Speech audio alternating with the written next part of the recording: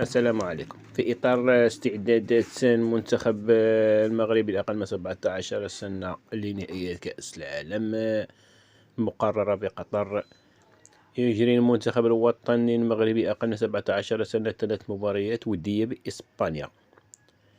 إذا نستعرض لكم البرنامج كامل لمباريات المنتخب المغربي أقل من 17 في 3 مباريات ودية بإسبانيا.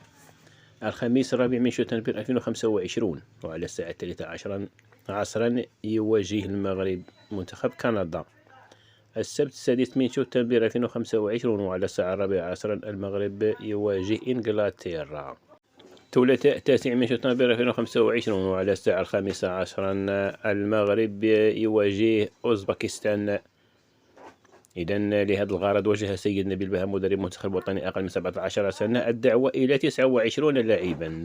إذا كانت هذه مباريات منتخب المغرب أقل من 17 سنة الودية استعدادا لنهائيات كأس العالم.